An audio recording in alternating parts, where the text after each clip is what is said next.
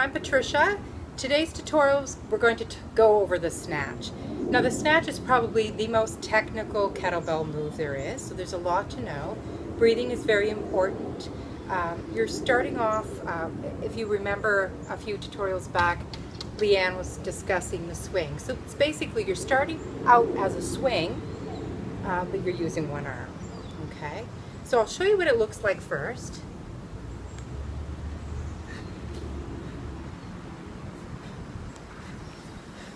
So that's a snatch. And you can hold the kettlebell two ways. You can hold it with your thumbs facing back or your thumbs facing forward. That's entirely up to you.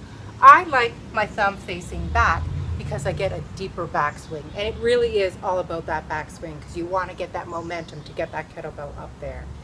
Now a lot of people, when they start out, they bang their wrists a lot, and the backs of their forearms, and it's because they pause or they hesitate, and also they're not opening up their hand at that right moment. So a nice analogy I like to use that I've heard other people suggest is when you're in a classroom and you have somebody, you're really quick at answering a question, you want to answer that question, you raise your hand. When the kettlebell feels at its weightless, that's the time you want to open your hand. So it's usually at about eye level, just above eye level. You'll know as soon as that kettlebell feels weightless to open your hand. So again, watch me open my hand when it feels weightless. So I'm not at the top, it's just before I reach the top.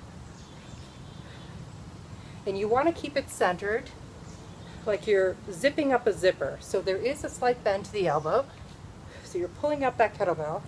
It's not quite a swing where you're swinging, one arm swing forward. You are bending at the elbow and you're using some leg as well.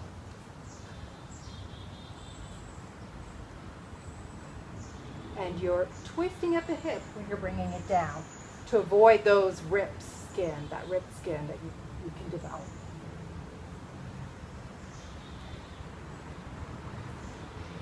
Again, when you're doing the snatch, breathing is important. So there's 3 breaths you take when you go down, up, and up again. So the breathing sounds like this, and I'm going to exaggerate it.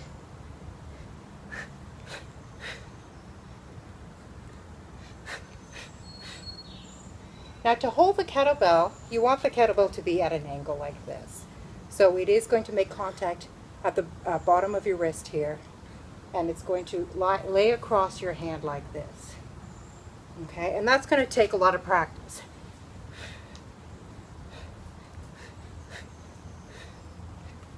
Okay, lost my balance there. All right. So that's a tutorial of the kettlebell snatch.